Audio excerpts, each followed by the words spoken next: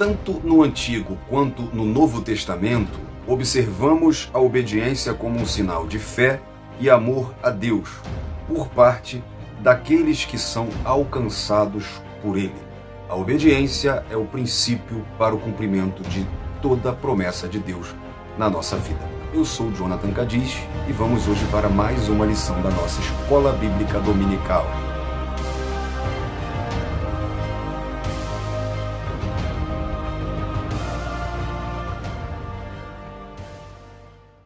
Olá, meu irmão, minha irmã, paz do Senhor, tudo bem com você? Espero que sim. Um bom dia, uma boa tarde ou uma boa noite, a depender do horário que você está aqui no canal com a gente, o canal Colégio do Discípulo.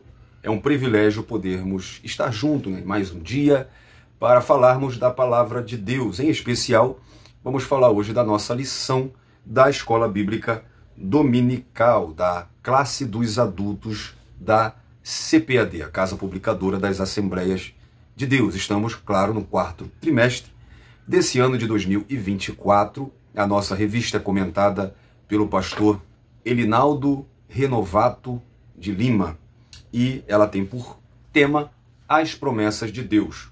Confie e viva as bênçãos do Senhor, porque fiel é o que prometeu. E hoje nós vamos para a quarta lição, já chegamos na quarta lição essa que será ministrada no dia 27 de outubro. E já corre para a nossa descrição, porque lá tem link para você baixar a revista nova, baixar o livro de apoio, que é muito bom para te ajudar em cada lição. Tem dinâmica, tem subsídio, você também vai encontrar nossas redes sociais para você nos acompanhar, nos apoiar também, tá bom? E também tem um grupo muito bacana no WhatsApp, o grupo Manual da EBD. Este grupo que tanto tem abençoado a Escola Bíblica Dominical de muitas igrejas ao redor do Brasil. Então, se você quiser entrar nesse grupo e ter sempre dinâmica, subsídio, slides, todo o material gratuito para ajudar na sua Escola Bíblica Dominical, clica no link na descrição, porque junto, claro, vamos sendo edificados pela palavra.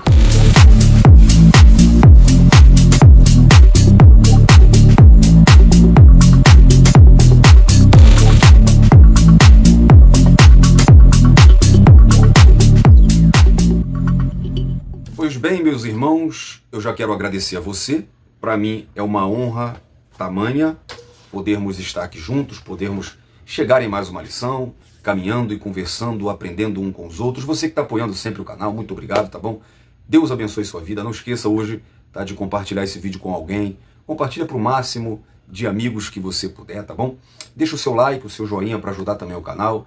E também comente. Quando você comenta, a gente consegue conversar, tá bom? Para você que está entrando hoje, clicou, deixa seu nome aqui e diga, olha, eu estou me inscrevendo hoje, tá bom? Porque eu já quero te pedir esse favor, se inscreva no canal, tá bom? Deixa o seu like, ativa o sininho das notificações para você receber qualquer conteúdo que a gente colocar aqui no canal, tá? Não se esqueça dos 3 Cs. Curta, comente e compartilhe, tá bom? Joga no grupo da sua igreja, compartilha com seus amigos. Quando você faz tudo isso, você abençoa demais esse canal, porque o YouTube então vai entender que os nossos conteúdos são relevantes, e assim ele vai abrindo cada vez uma janela um pouco maior de visualizações para esse canal. O canal Colégio do Discípulo é o canal onde todos nós somos alunos da Palavra de Deus. Bom, como eu disse, nós vamos para a nossa lição da Escola Bíblica Dominical. A revista já está aqui comigo, a minha já está aqui em minhas mãos para a gente estudar, e hoje nós precisamos lembrar que na lição anterior nós falamos sobre as promessas de Deus para a igreja. Então nós apresentamos as promessas de Deus para a Igreja de Cristo. Pontuamos o efeito das promessas divinas para a execução da grande comissão, missão da Igreja no mundo. E conscientizamos acerca das condições para vivenciar tais promessas. E interessante é que nessas condições que nós vimos que as condições para vivenciar, né, as promessas, nós vimos que é preciso, né, na verdade, 3 condições: é preciso crer, é preciso ser fiel, e a última é preciso obedecer. Então nós terminamos a lição passada falando de obediência. Nós terminamos vendo a necessidade de obedecermos para vivenciarmos as promessas de Deus para a igreja. Então hoje nós vamos dar continuidade falando sobre a promessa e obediência. Então essa lição, embora o título seja bastante direto, né? Pode parecer que não tem muita importância, promessa, obediência, mas é uma lição muito importante. Essa lição ela vai estar concluindo, por exemplo, a lição 2, a promessa para Israel, onde nós vamos ver aqui, né, o concerto com Israel, a aliança no Antigo Testamento, a obediência no Antigo Testamento, e ela também vai dar continuidade à lição 3 sobre a igreja, e essa lição servirá de introdução para as demais lições que vão vir, porque nós vamos falar de lições como, por exemplo, sobre salvação, sobre cura divina, sobre um novo coração, sobre promessas para pais e filhos. Então, nós vamos falar de promessas específicas para o povo de Deus hoje, né, para a igreja, e promessas essas que estão ligadas a um princípio em comum, princípio esse que é a obediência. Então, essa lição, ela tem como objetivo apresentar os termos do concerto de Deus com o seu povo no Antigo Testamento. Mostrar que o princípio da obediência também está presente no novo concerto. Refletir sobre as bênçãos provenientes da obediência a Cristo. E para isso nós temos como textuário o Evangelho de João, capítulo 14, versículo 15. Se me amardes, guardareis os meus mandamentos. E a verdade prática, muito interessante, diz que a obediência a Cristo demanda bênçãos espirituais que influenciam diversas áreas da vida. Então, a obediência a Deus não é apenas um dever moral, mas uma porta para bênçãos espirituais que transcendem a esfera familiar, relacional, financeira e espiritual da vida. Quando nos submetemos ao senhorio de Cristo, experimentamos paz interior, harmonia nos relacionamentos, provisão material e, acima de tudo, crescimento espiritual. A obediência é, portanto, o caminho para uma vida transformada e abençoada em todas as dimensões da vida. Uma dica para você, professor, é trabalhar com seus alunos a leitura diária, tá bom? A cada dia tem uma pérola para você trabalhar. A leitura diária é bom para você incentivar os alunos a lerem a revista, a estarem por dentro da lição, tá bom? Então é muito bom, tá? Vamos então para a nossa leitura bíblica em classe, que está em Deuteronômio capítulo 29, versículo 1, e também do versículo 9 ao versículo 12. Também a epístola aos Hebreus, capítulo 8, do versículo 6 ao versículo 13.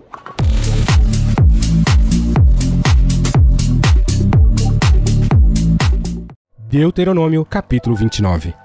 Estas são as palavras da aliança que o Senhor ordenou a Moisés que fizesse com os filhos de Israel, na terra de Moabe, além da aliança que fizera com eles em Horebe. Guardai, pois, a palavra desta aliança, e cumpri-as, para que prospereis em tudo quanto fizerdes. Vós todos estáis hoje perante o Senhor vosso Deus, os capitães de vossas tribos, vossos anciãos e os vossos oficiais, todos os homens de Israel, os vossos meninos, as vossas mulheres e o estrangeiro que está no meio do vosso arraial, desde o rachador da vossa lenha até ao tirador da vossa água, para entrardes na aliança do Senhor teu Deus e no seu juramento que o Senhor teu Deus hoje faz convosco. Hebreus capítulo 8. Mas agora alcançou ele ministério tanto mais excelente, quanto é ele mediador de uma melhor aliança, que está confirmada em melhores promessas. Porque se aquela primeira fora irrepreensível, nunca se teria buscado lugar para a segunda. Porque repreendendo-os lhes diz: Eis que virão dias, diz o Senhor, em que com a casa de Israel e com a casa de Judá estabelecerei uma nova aliança. Não segundo a aliança que fiz com seus pais, no dia em que os tomei pela mão, para os tirar da terra do Egito. Como não permaneceram naquela minha aliança, eu para eles não atentei, diz o Senhor. Porque esta é a aliança que, depois daqueles dias, farei com a casa de Israel, diz o Senhor. Porei as minhas leis no seu entendimento, e em seu coração as escreverei. E eu lhes serei por Deus, e eles me serão por povo. E não ensinará cada um a seu próximo, nem cada um ao seu irmão, dizendo: Conhece o Senhor, porque todos me conhecerão, desde o menor deles até ao maior. Porque serei misericordioso para com suas iniquidades, e de seus pecados e de suas iniquidades não me lembrarei mais. Dizendo nova aliança, envelheceu a primeira. Ora, o que foi tornado velho e se envelhece, perto está de acabar. Então nós vimos aqui na nossa leitura bíblica em classe, né, o concerto que o Senhor ordenou a Moisés nas campinas de Moabe, né? E esse concerto, nós vamos ver ao decorrer da lição, era na verdade uma renovação, uma confirmação do concerto feito no Horebe ou no Sinai. E o autor aos Hebreus mostra que esse antigo concerto envelheceu. E hoje nós estamos debaixo de um novo concerto, com novas promessas, cuja Cristo é o mediador desse novo concerto, conforme nós vamos ver ao decorrer dessa lição. Nossa lição está organizada da seguinte forma: nosso mapa mental mostra para você, nesse esboço que nós sempre preparamos para você. Se você quiser tirar o print aí na tela para colocar para os seus alunos, é muito bom para você, professor, não se perder dentro da lição. O que a lição está propondo, né? Como nós vamos trabalhar essa lição. É muito bom você sempre se atentar para a palavra-chave. E obviamente que a nossa palavra-chave é obediência. E obediência no hebraico, shema, significa ouvir, escutar, com a intenção de obedecer. O verbo shema aparece muitas vezes no contexto de ouvir a voz de Deus ou os mandamentos de Deus. Não se trata apenas de uma audição passiva, mas de uma resposta ativa àquilo que se ouve, com uma implicação de submissão e ação conforme a vontade divina. E essa palavrinha no grego, que também significa ouvir, sub, ou submeter-se à escuta. Assim como o hebraico, o grego ele carrega a ideia de não apenas ouvir, mas responder de forma submissa ao que é ouvido, ou escutado. Então, em primeiro lugar, essa lição ela vai apresentar os termos do concerto de Deus com o seu povo no Antigo Testamento. Então, nós vamos ver, no primeiro tópico, a obediência no Antigo Testamento. E nós vamos ver isso em 3 subtópicos: o concerto de Horebe, o concerto nas Campinas de Moabe e as promessas provenientes da obediência. Em segundo lugar, a lição vai mostrar que o princípio da obediência também está referente no novo concerto. Então, no tópico 2, vamos ver a obediência já no Novo Testamento, dividido, portanto, em 3 subtópicos. O primeiro vai falar de um novo concerto, o segundo vai mostrar que Jesus Cristo é o mediador desse concerto, e o terceiro vai mostrar a alegria no Espírito Santo. E, em terceiro lugar, essa lição vai nos levar a refletir sobre as bênçãos provenientes da obediência a Cristo. Então nós vamos ver as bênçãos provenientes da obediência a Cristo no terceiro tópico, também em 3 subtópicos, mostrando primeiro as bênçãos espirituais, logo em seguida justiça e paz, e vamos terminar falando de alegria no Espírito Santo. A nossa introdução diz que a Bíblia apresenta uma relação entre promessa e obediência. Ao longo das Escrituras, percebemos que a obediência é um princípio divino que não caducou no Novo Testamento. Ela continua sendo requerida por nosso Senhor para vivermos promessas específicas de Deus nesse mundo. O Deus que prometeu no Antigo Testamento é o mesmo que prometeu no Novo e, ao mesmo tempo, exige do seu povo obediência à sua palavra. Entretanto, quais são os termos da obediência no novo concerto conforme revelado no Novo Testamento? É o que estudaremos nesta lição. E para isso nós vamos ver o primeiro tópico, a obediência no Antigo Testamento. E o subtópico 1 vai nos apresentar o concerto de Horebe. O subtópico 2, o concerto nas Campinas de Moabe. E então vamos ver as promessas provenientes da obediência. O concerto de Horebe, ou o concerto de Sinai. O concerto feito por Deus com o povo de Israel no deserto de Horebe, em Deuteronômio 29:1, Êxodo 19, era uma reafirmação das promessas que ele havia feito a Abraão e seus descendentes, em Gênesis 12, do 1 ao 3, e também Gênesis 22, versículo 8. No deserto do Horebe, também denominado de Sinai, ficou patente que o concerto divino exigia santa obediência do povo para que fossem bem-sucedidos entre as nações. Se diligentemente ouvirdes a minha voz e guardardes o meu concerto, então sereis minha propriedade peculiar dentre todos os povos, porque toda a terra é minha. Êxodo 19:5. Pela santa obediência, o povo seria um reino sacerdotal, um povo santo. Êxodo 19:6. A nação de Israel deveria obedecer aos mandamentos do Senhor para viver as promessas em toda a sua peregrinação no deserto. Êxodo 20, versículo 1 ao versículo 17. Em primeiro lugar, é bom entendermos o que significa concerto. Concerto é o mesmo significado de aliança ou pacto, né? É um concerto, um acordo. No hebraico, berit, a palavra é correspondente do Novo Testamento de adq, que significa, né, é definida como disposição legal de bens pessoais. A aliança é algo que une as partes ou obriga uma parte a outra. Embora existam implicações legais associadas à aliança, o aspecto relacional da aliança é mais bem entendido como uma relação com as legalidades relacionadas. Embora o tema da aliança seja menos difundido no Novo Testamento, o seu significado cristológico é profundo. O Novo Testamento destaca o papel messiânico significativo de Cristo em relação às alianças. E uma aliança, desde o Antigo Testamento, ela sempre estava relacionada com fidelidade. É um pacto firmado entre duas pessoas, onde os dois prometem fidelidade, obediência. E Deuteronômio é o livro da Bíblia que mais tem a palavra obediência. Obedecer, guardar, cumprir, seguir, observar e etc. Toda vez que você vê uma dessas palavras no livro de Deuteronômio, por exemplo, se guardardes os meus mandamentos, está falando de obediência. Se observar os meus mandamentos, está falando de obediência. Se cumprir as minhas palavras, os meus mandamentos, está falando de obediência. Então, Deuteronômio é o livro da obediência.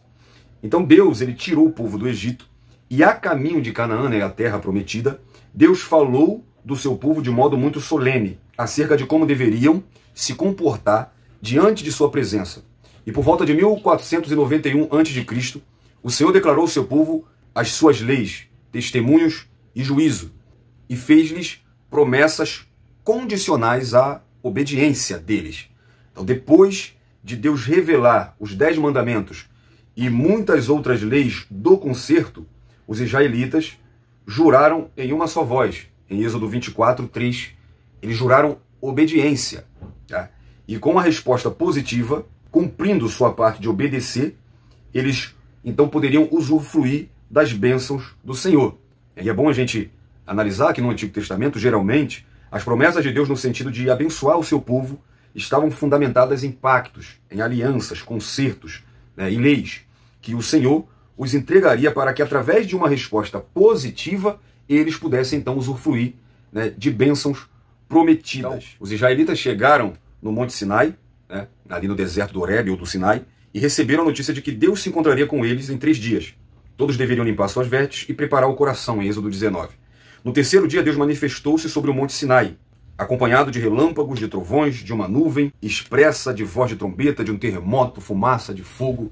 E é interessante que o povo, vendo tudo isso, fora os milagres que eles já tinham visto no Egito, a caminho também no deserto e dentro do próprio deserto, eles vão ver depois, claro, mesmo assim eles conseguem não obedecer.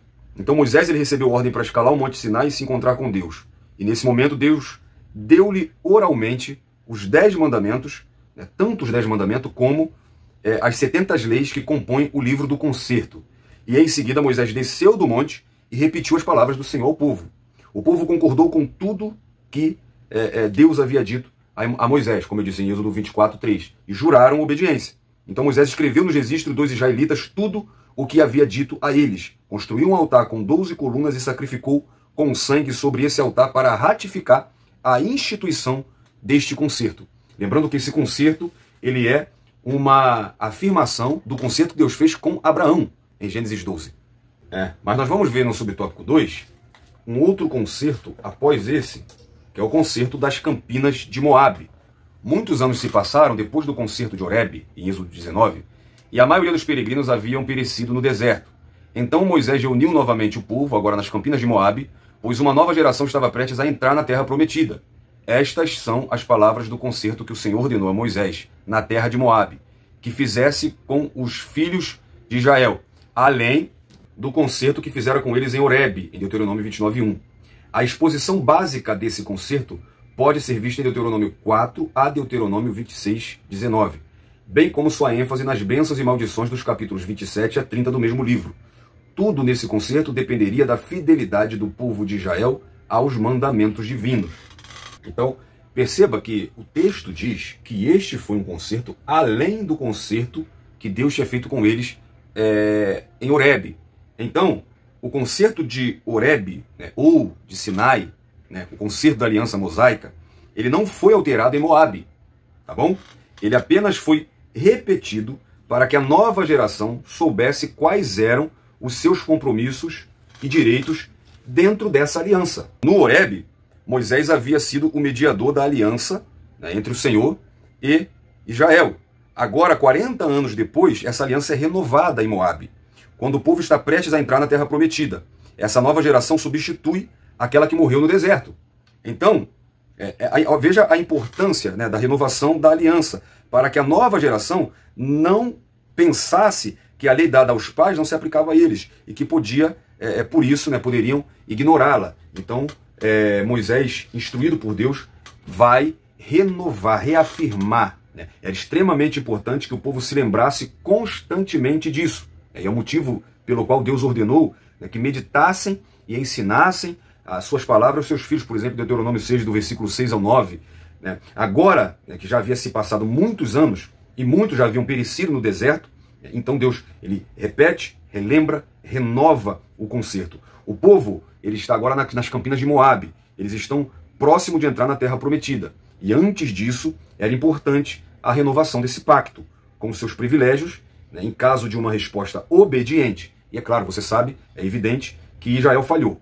Então, o relacionamento que Deus estabeleceu com o seu povo, né, nessa aliança, não era baseado em troca de favores ou interesses materiais, mas em um compromisso mútuo de fidelidade.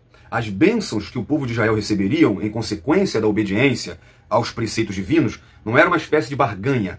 A obediência, ela flui de um coração que entende sua aliança com Deus e se compromete a viver de acordo com os princípios estabelecidos por ele.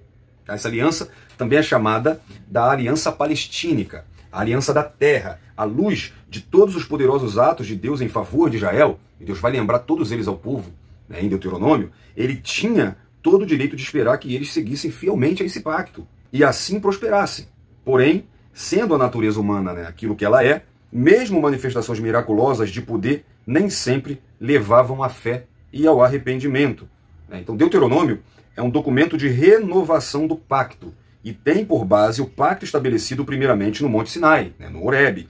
A ideia de que Israel estava agora para entrar no pacto com o Senhor significa então que eles estavam renovando o compromisso pactual que seus pais tinham feito cerca de 40 anos antes, assumindo os seus privilégios e responsabilidades. Então, todo Israel assumindo o compromisso de fidelidade ao pacto, né, se assim fizessem, em obediência, o Senhor retribuiria confirmando-o como um povo, né, e ele próprio como seu Deus, como ele havia jurado antes aos seus antepassados, até mesmo a Abraão. As promessas de Deus feitas no concerto de Horebe foram basicamente as mesmas que foram feitas a Abraão. Deus prometeu que daria os israelitas a terra de Canaã e depois libertaria da escravidão do Egito, e que ele seria o seu povo e os adotaria como o seu povo.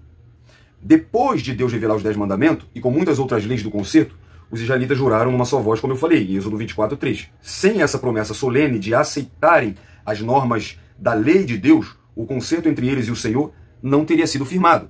E então, essa resolução de cumprir a lei de Deus continuou como uma condição prévia do concerto, agora nas campinas de Moabe.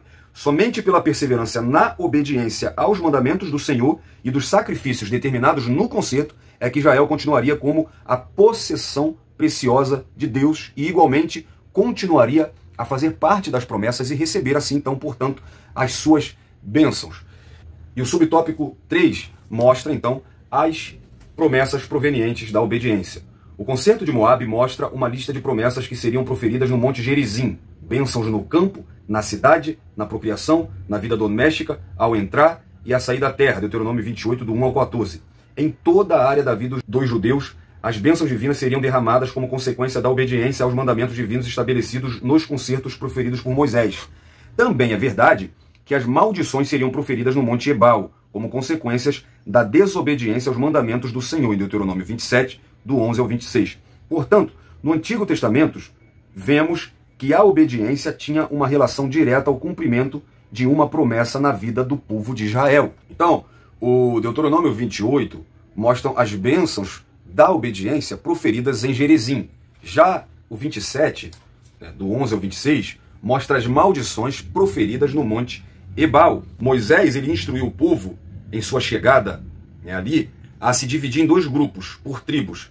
Metade foi para o Monte Gerizim e a metade deveria ir para o Monte Ebal, que eram dois montes próximos, né, divididos apenas por um vale. Eram, não são, né, na verdade. E como um grande coro, as tribos do Monte Gerizim bradariam as bênçãos e as tribos do Monte Ebal bradariam as maldições dos compromissos pactuais aos ouvidos dos levitas, né, que estavam no vale entre esses dois montes. E é interessante observar que temos muitos mais versículos sobre maldição, que são 54 versículos sobre maldição, do que os de bênção, que são apenas 14. Isso reflete, né, a preocupação de Deus em advertir o povo sobre as sérias consequências da desobediência. Como, por exemplo, Jesus fala tanto em inferno, né? Inclusive no Evangelho de Marcos ele chega a falar mais de inferno do que de céu. Como, por exemplo, a lista das obras da carne em Gálatas 5 é bem maior do que a lista de fruto do Espírito. Isso mostra a preocupação de Deus em nos advertir sobre as consequências da desobediência. Então, dividindo, né, o Monte Gerizim, o Monte da Bênção e o Monte Ebal, né, onde seriam proferidas maldições, ser bendito significa receber o favor de Deus em todas as áreas da vida. A bênção é a manifestação do cuidado e provisão divina sobre aqueles que obedecem os mandamentos de Deus. É a ideia de prosperar e viver sobre a proteção e bondade de Deus. Ser maldito, por contrapartida, né, por outro lado, se refere à retirada desse favor divino, resultando em adversidade, fracasso e sofrimento. A maldição nada mais é do que a consequência da desobediência à aliança e implica ser exposto a perdas, a derrotas, a fome, a opressão. Deus, ao retirar sua bênção, deixa o povo vulnerável a todas essas calamidades, tanto na cidade quanto nos campos. Vamos ver a obediência no Antigo Testamento.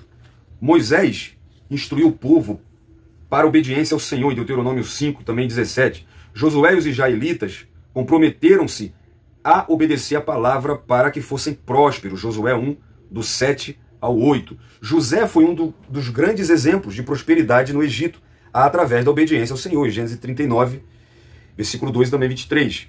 O rei Davi aconselha Salomão a obediência para que ele fosse próspero em tudo, em 1 Reis 2, do 1 ao 3. Uzias também é um exemplo de prosperidade pela obediência a Deus, em 2 Crônicas 26, do 1 ao 5. Daniel prosperou na Babilônia por sua obediência e fidelidade à palavra de Deus, em Daniel 6, 28. O livro de Salmos se inicia falando como alcançar a verdadeira prosperidade, em Salmo 1, versículo 1 ao versículo 3. Então, no momento que nós vivemos, na geração que nós vivemos da famosa teologia da prosperidade, é importante entendermos o termo prosperidade. Ele tem sido banalizado e às vezes é até difícil você usar esse termo pelo mau uso das pessoas. Existe sim uma prosperidade bíblica, é uma promessa bíblica também, a prosperidade. A prosperidade, ela é alcançada por aqueles que obedecem a Deus e são fiéis à sua palavra. E prosperidade não é a pessoa se tornar rica. Prosperidade é a pessoa viver debaixo da provisão de Deus. É a pessoa viver bem com aquilo que tem. É a pessoa ter alegria em qualquer circunstância. Então, como nós vimos a obediência no Antigo Testamento, vamos ver as consequências da desobediência no Antigo Testamento. A desobediência é a causa da maldição. A desobediência traz graves consequências, como nós vamos ver Moisés proferindo em Deuteronômio 28, do 18 ao 25. A desobediência traz derrota. Em 2 Reis, capítulo 24, do 14 ao 15, nós vemos que a desobediência foi a causa, né, do povo ser derrotado pelos babilônicos. A desobediência leva ao cativeiro. Daí temos tantas referências, os profetas que advertiram o povo, Isaías 5, Jeremias 13, Ezequiel 12, Amós e tantos outros, advertir Israel que eles seriam levados ao cativeiro por causa da desobediência. A desobediência quebra pactos com Deus, como nós vemos em Deuteronômio 27, do 15 ao 26, que se eles desobedecessem, eles estariam quebrando esse pacto. A desobediência traz prejuízos. 1 Samuel, capítulo 3, versículo 13, como Deus puniria Eli por causa da desobediência dos seus filhos. E a desobediência, ela traz quebras de aliança. No primeiro livro de Reis, no capítulo 13, nós vemos que o rei Saul é reprovado por Deus pela sua desobediência. Portanto, no concerto de Deus com Israel, observamos o cumprimento das promessas a partir da obediência do povo. E o tópico 2 fala da obediência no Novo Testamento, um novo concerto. Subtópico 2, Jesus Cristo, o mediador. Um novo concerto. Hebreus 8 apresenta aspectos do antigo concerto, mostrando o quanto eles apontam para o perfeito ministério do Senhor Jesus.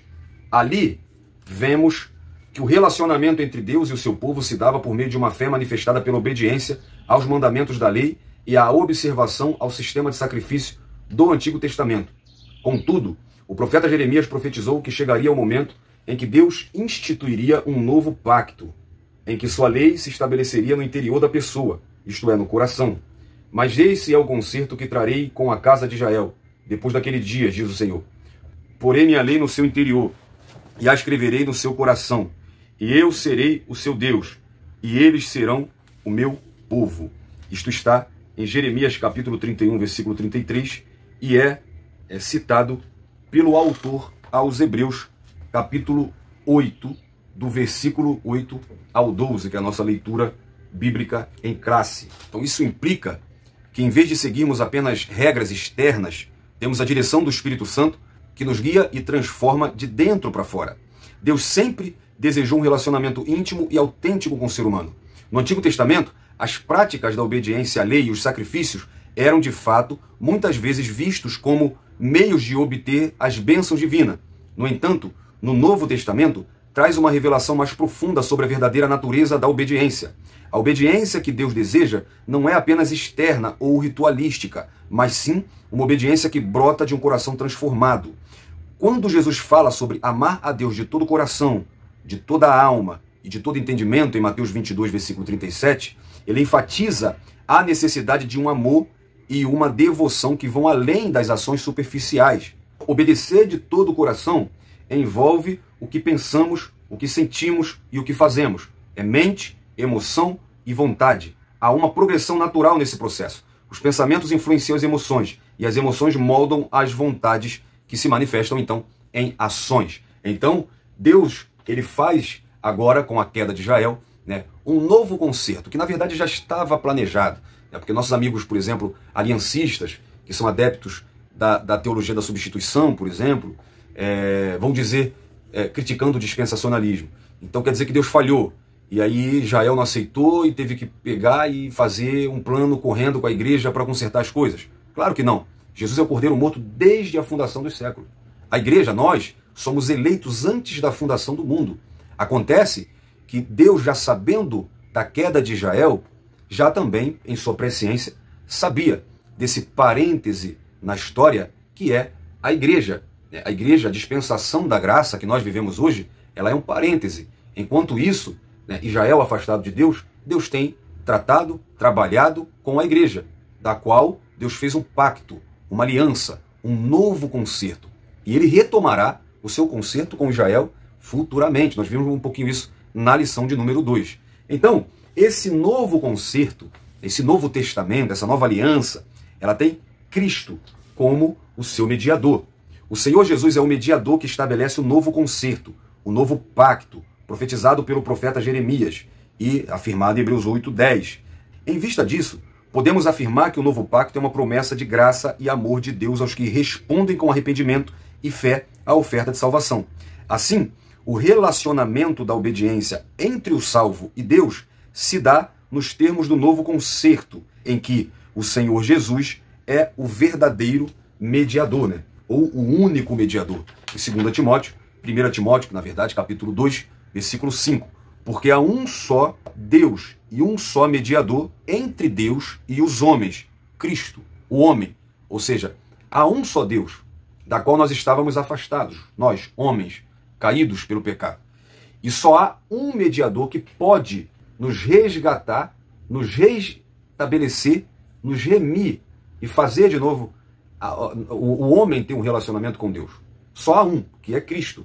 E por que Paulo enfatiza homem? Porque ele está dizendo há um só Deus e há um só homem. Porque Cristo, ele faz essa ponte entre Deus e o homem, porque ele é Deus, que se fez homem. Por isso o Cristo homem, que é na verdade Deus, que se esvaziou e se fez homem, pode levar o homem até Deus. Então ele é o mediador desse novo concerto. No antigo concerto, Moisés foi esse mediador. Moisés se colocou entre o povo e Deus. Moisés que subiu no Monte Sinai. Moisés que recebeu todas as instruções e transmitiu para o povo, fazendo assim então a mediação entre o povo e Deus. Mas a aliança perfeita, o novo concerto, a aliança eterna, só Cristo Jesus pode fazer. Ele é o mediador. Então essa afirmação de que há um só Deus, né, é importante também enfatizarmos que ela faz uma reafirmação à fé monoteísta do cristianismo. Só há um Deus. Tá? Enquanto a declaração de que Cristo Jesus é o único mediador destaca então a importância de sua obra redentora. Jesus, sendo plenamente Deus e plenamente homem, estabelece um vínculo único e necessário para a reconciliação entre Deus e os seres humanos. Dessa maneira, para participar desse concerto com Deus, conforme ensinado no Novo Testamento, é necessário crer, se arrepender, aceitar o sacrifício de Jesus, aceitá-lo como seu único e suficiente Senhor e Salvador. E, é claro, viver em obediência, em novidade de vida, nascer de novo. Então, Jesus Cristo é o mediador desse novo concerto. E esse novo concerto, como eu disse agora, ele requer também obediência. A obediência no novo concerto.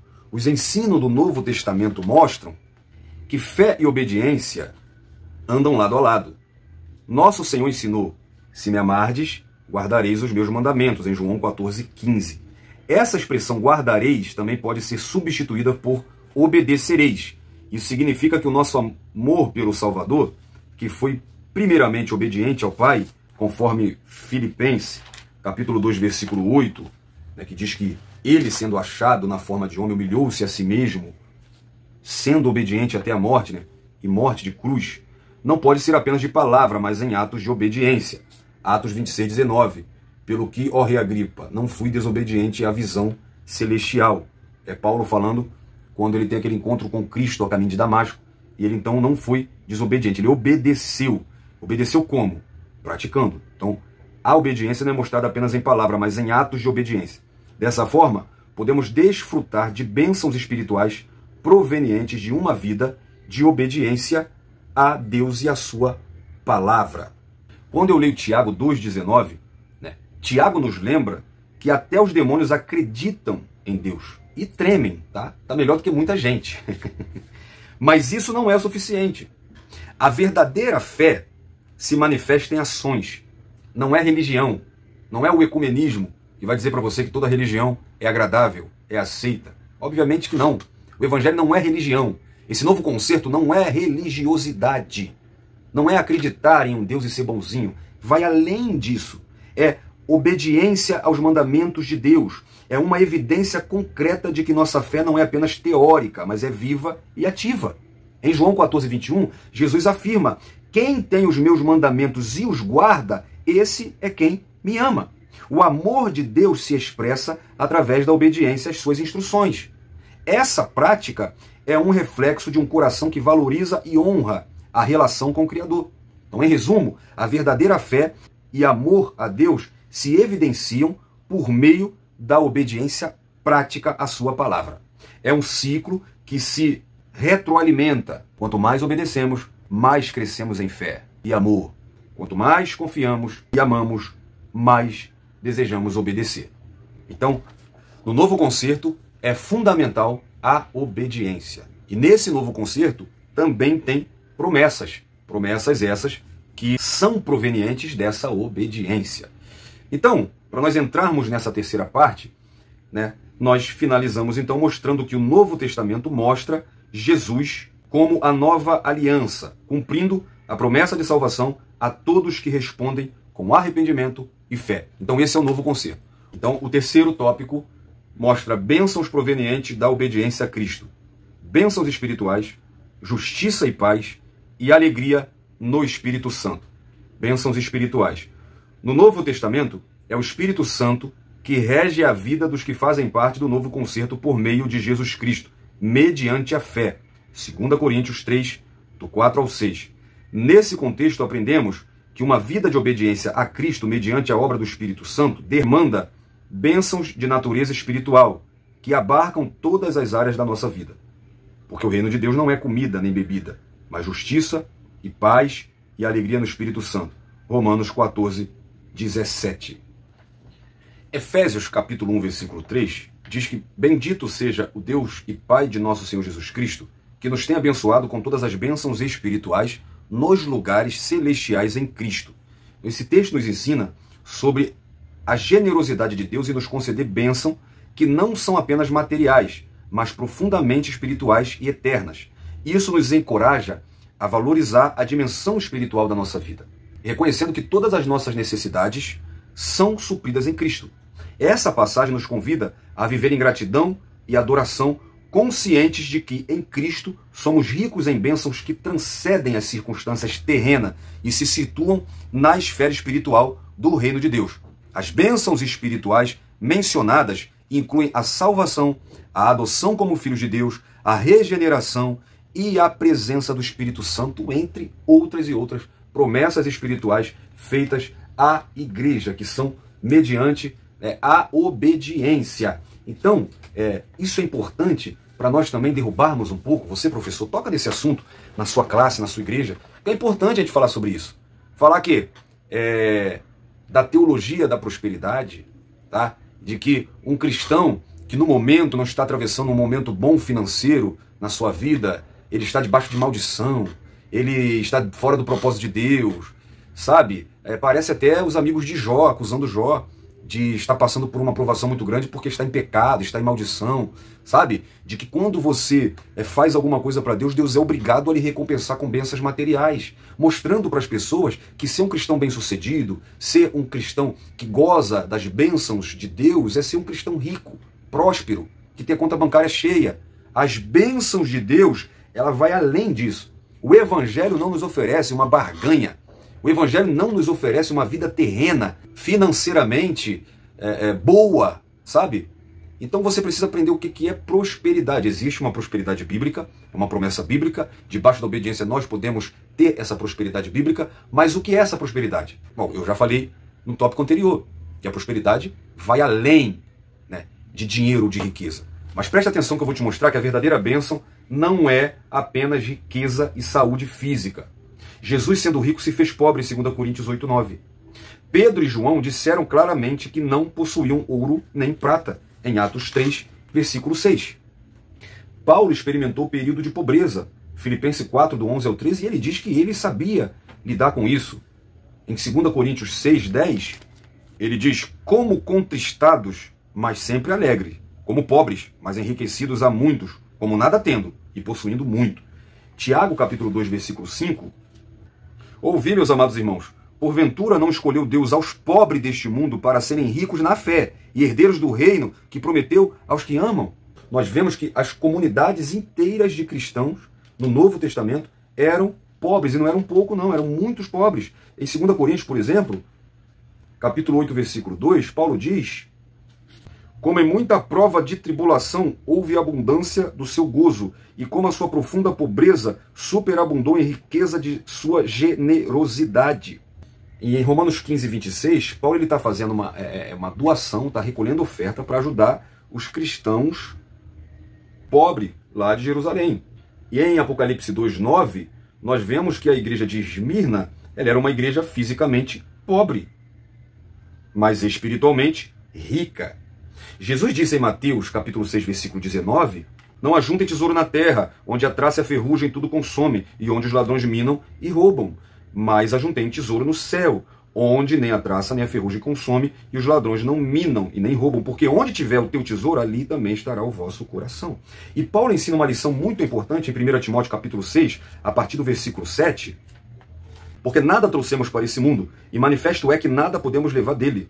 Tendo, porém, sustento e com que nos cobrimos, estejamos com isso contentes. Mas os que querem ser ricos caem em tentação e em laço, em muitas concupiscências loucas e nocivas, que submergem os homens na perdição e ruína. Porque o amor ao dinheiro é a raiz de toda espécie de males. E nessa cobiça, alguns se desviam da fé e se transpassam a si mesmo com muitas dores. Algumas pessoas dizem, o dinheiro é a raiz de todos os males. O amor ao dinheiro. Não é que você não tenha que buscar, não é que você não tenha que se capacitar profissionalmente, que você não tenha que estudar, que você não tenha que trabalhar e sempre buscar conquistar mais. Eu estou dizendo para você que a verdadeira bênção não é apenas riqueza. Tá? E aí, então quer dizer que se eu for um cristão pobre o resto da minha vida, eu não fui um cristão bem-sucedido? Quer dizer então que ser participante do reino de Deus é ter a conta bancária cheia somente? Então, o que dizer de Jesus que não tinha nenhuma moeda para pagar o seu imposto? Mandou Pedro pescar e da boca do peixe tirar a moeda. E quando foi falar sobre se era lícito pagar tributo a César ou não, pediu uma moeda emprestada simplesmente para mostrar de quem era a imagem da moeda. Filho de carpinteiro. Eu li o texto aqui para você em 2 Coríntios 8:9, que sendo rico se fez pobre. Paulo diz em Filipenses capítulo 2 que ele se esvaziou de si mesmo, mesmo sendo Deus. Será que Jesus não foi bem sucedido porque não foi rico? Porque um dos fatores, né, para os judeus não aceitarem Jesus como Messias é simplesmente porque ele não veio rico, sentado num trono de ouro, numa carruagem. Tá? Então o que eu venho te trazer com isso é que as principais bênçãos de Deus para a nossa vida são as espirituais, principalmente a nossa salvação. E em segundo lugar, justiça e paz. Quem obedece a Cristo vive piedosamente em sua presença e em justiça. Mateus 5,6, bem-aventurado os que têm fome e sede de justiça, porque eles serão fartos. Dessa forma, temos uma vida de retidão proveniente da fé e da obediência a Cristo, pois fomos justificados e santificados por Deus. Em 1 Coríntios 6:11. E é o que alguns têm sido, mas haveis sido lavado, mas haveis sido santificados, mas haveis sido justificados em nome do Senhor Jesus e pelo Espírito do nosso Deus. Então, a paz que excede todo entendimento torna-se realidade em nós. Filipenses 4:7. E a paz de Deus que excede todo entendimento guardará os vossos corações e os vossos sentimentos em Cristo Jesus. É aquela paz que o Senhor Jesus falou aos seus discípulos. Deixo-vos a paz, a minha paz vos dou. Não vou-la dou como o mundo dá. Não se turbe o vosso coração, nem se atemorize. João 14:27. Assim, a obediência a Cristo gera em nós justiça e paz em meio às turbulências do mundo. Então, como ministros de uma nova aliança, usufruímos de justiça, paz e alegria no Espírito Santo. Romanos 14:17 diz que o reino de Deus não é comida nem bebida, mas justiça, paz e alegria no Espírito Santo. Vivemos em um mundo cheio de injustiça, mas como filhos obedientes. 1 Pedro capítulo 1, versículo 14. Como filhos obedientes, não vos conformando com as concupiscências que antes havia em vossa ignorância. Somos participantes da justiça de Deus, visto que fomos justificados pela fé em Cristo, conforme Romanos capítulo 3, do versículo 22 ao 28. Então, a justificação denota, além de obter a vida eterna, não ser réu diante do justo juiz. Conforme Jesus disse em João 5:24, Jesus disse que quem ouve essas palavras e as guarda, e crê naquele que o enviou, tem a vida eterna e não entrará em condenação e já passou da morte para a vida. Por exemplo, lá em Apocalipse, capítulo 20, do 11 ao 15, no grande tribunal do trono branco, ou no juízo final, aqueles que foram justificados, eles não entrarão em condenação. Ademais, em um mundo que vive em guerra, temos paz com Deus como resultado dessa nossa justificação. Romanos capítulo 5, versículo 1. Sendo, pois, justificados pela fé, temos paz com Deus, por nosso Senhor Jesus Cristo. Essa paz que excede todo o entendimento, conforme Filipenses 4:7, tem guardado o nosso coração, conforme o próprio Jesus prometeu, que essa paz que ele nos daria não seria como a paz que o mundo dá, e ela guardaria o nosso coração. Alegria no Espírito Santo. Alegria proveniente de uma relação com Cristo é a marca da vida de quem anda na justiça e tem a paz de Cristo. A Bíblia mostra que a alegria é um fruto do Espírito, em Gálatas 5:22. Conforme nos ensinam as Escrituras, essa alegria não está condicionada aos ambientes externos da nossa vida, mas é consequência de uma vida cheia da presença do Espírito Santo. A presença do Santo Espírito enche-nos de alegria. Interessante que quando Paulo está preso, numa das piores fases da vida de Paulo, ele escreve a carta onde ele mais fala de alegria. E nesta carta, que é a carta de Filipenses, capítulo 4, versículo 4, Paulo diz: alegrai-vos sempre no Senhor. Outra vez vos digo, alegrai-vos. Então, com o próprio escritor desta carta, eu aprendo que a verdadeira alegria não é condicionada às circunstâncias da vida, mas é uma virtude que resulta da confiança em Deus. Essa alegria profunda é uma expressão de fé e do reconhecimento de que, apesar das dificuldades, temos um Deus que está no controle e que cuida de nós. Portanto, nós somos chamados a viver em alegria, celebrando a presença e as promessas de Deus, mesmo quando as situações ao nosso redor não são favoráveis. Quem anda na justiça e tem a paz de Cristo, ele é cheio desta alegria. É a alegria da salvação, a alegria do Espírito Santo que nos enche, mesmo quando as situações ao nosso redor não são favoráveis. Então, essa perspectiva nos fortalece e nos ajuda a refletir a luz de Cristo em um mundo muitas vezes marcado pelo desânimo e pela tristeza. Então, os que obedecem a Cristo vivem em santidade e justiça, regidos pelo Espírito Santo, tendo assim as bênçãos espirituais, justiça, paz e alegria no Espírito Santo e entre tantas outras promessas que a palavra de Deus nos assegura. Concluindo esta lição, nós vamos ver que nessa lição estudamos a respeito da obediência como relacionamento com Deus, tanto na perspectiva do Antigo Testamento quanto no Novo Testamento. Vimos que, a despeito do Novo Pacto ter superado o Antigo, o princípio da obediência a Deus e a sua palavra permanece o mesmo. Dessa forma, há promessas de justiça, paz e alegria no Espírito Santo para quem obedece os mandamentos do Senhor Jesus. São promessas condicionadas à nossa obediência a Cristo. Então, em resumo, obedecer a Cristo é um fato de fé e amor que nos concentra as promessas de Deus, nos proporcionando uma vida marcada pela justiça, paz e alegria. É frutos de um relacionamento transformador com Ele. A salvação é pela graça de Deus, mas ela não anula a obediência. Na nova aliança, a obediência é requerida do salvo. Dessa forma, há promessas de justiça, paz e alegria no Espírito Santo para quem obedece aos mandamentos de Cristo. A obediência é uma virtude indispensável do cristão. Eu espero até aqui ter contribuído para a sua lição, e se Jesus Cristo não voltar até lá, eu te espero até as próximas lições. Não perca o próximo vídeo sobre o questionário desta lição. Um abraço, fique na paz, Deus abençoe sua vida.